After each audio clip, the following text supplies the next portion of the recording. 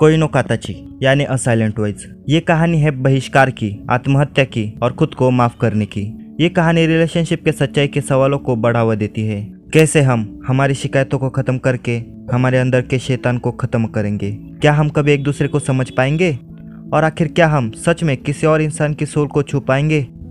A silent voice, जो अ shape of voice के नाम से जानी जाती है, ये मूवी हर बार इसके कैरेक्टर के स्वभाव को एक अलग पर्सपेक्टिव से दिखाना चाहती है। ये मूवी खुद को खुद पूरी करती है और इसे किसी एक्सप्लेनेशन की कोई ज़रूरत नहीं अगर इसे ओपन माइंड के साथ देखा जाए।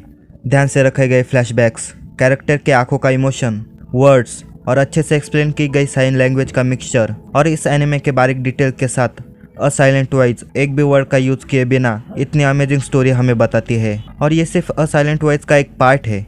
अ साइलेंट वॉइस हमें ह्यूमन कनेक्शन के बारे में सिखाती है।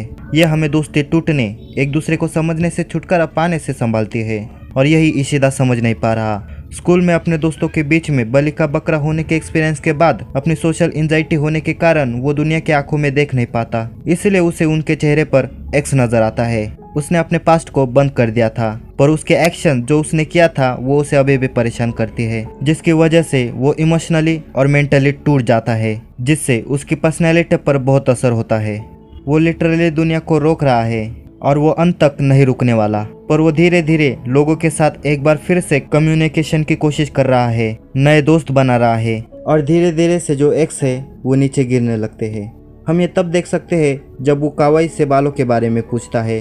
वो समझना चाहता है कि निशिमिया ने ऐसा क्यों किया, तब भी जब वो छोटी थी। उसने कम से कम उसमें दिलचस्पी दिखाई। हम उसे बाद में निशिमिया की मदद करते हुए देख सकते हैं। क्या बुलिंग इस इंटरेस्ट को दिखाने का एक जरिया था या वो उससे परेशान हो चुका था? हालांकि ये क्लियर नहीं है। ये मिसअंडरस्टैंडिंग हमें तब दिखती है जब कैसे निशिमिया उसके डेस्क को साफ कर उसे बचाने की कोशिश करती है। वो कोशिश कर रही थी पर वो सुन नहीं रहा था। अ साइलेंट वॉइस दूसरों पर ध्यान न देने के असर के बारे में है, ना सुनने की कहानी।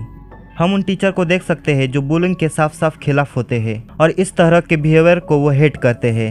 हम देख सकते हैं कि कैसे इशिदा को एहसास होता है कि उसे निशिमिया को जज करने से पहले उसकी बात सुननी चाहिए थी, और हमें पता चलता है कि मिसअंडरस्टैंडिंग का नतीजा कितना बुरा हो सकता है।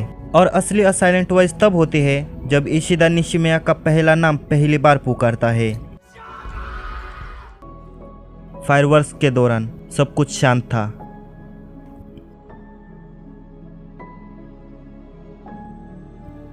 शोको अपना खुद का नाम पुकारते हुए नहीं सुन सकती। हमें ये पता है कि इनो इशिदा को पसंद करती है। उसे ये लगा कि निशिमिया उसके पास आ रही है सिर्फ उसके डिसेबिलिटी का फायदा उठाकर।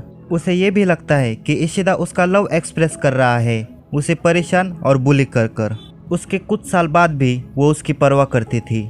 उसने निशिमिया में सिर्फ इतना देखा कि इशिदा के साथ जो कुछ भी हुआ है वो सिर्फ उसकी वजह से हुआ है। मूवी में हमें दिखता है कि कैसे इनो हॉस्पिटल में इशिदा का अकेले ख्याल रखती है और उसे वापस पाल लेने की कोशिश करती है। और हाँ, उनमें किस भी हुई थी, अगर आपने मांगा नहीं पढ़ी तो। वो डर रही थी कि वो इशिदा को खो रही है उसके हर एक डिसीजन के साथ साथ। हमें उस पर दया बिल्कुल नहीं आती, पर फिर भी हम उसके हालात को समझ सकते हैं। और आखिर में निशिमिया को समझ में आता है कि सुसाइड का डिसीजन लेना कितना सेल्फिश है, और हमें दिखता है कि कैसे वो सुनने पर ध्यान दे रही है बिना किसी आवाज के। निशिमिया की माफी भी कितनी अलग थी। उसने देखा कि कैसे इशिदा उसे सपोर्ट कर रहा है, वैसे ही वो उसे अच्छी जिंदगी का एहसास दिलाएगी उसके सराउंडिंग के लोगों के साथ। मूवी के शुरुआत में हमें एक लाइट दिखती है जहाँ एक पर्सन अकेला था, और अंत में वो एक पर्सन दो लोगों में हो जाते हैं। और हम समझ सकते हैं कि ये कैरेक्टर्स कैसे अपने लाइफ को एक बार फिर से जीते हैं। आखिरकार लाइफ को हर कोई डिजर्व करता है,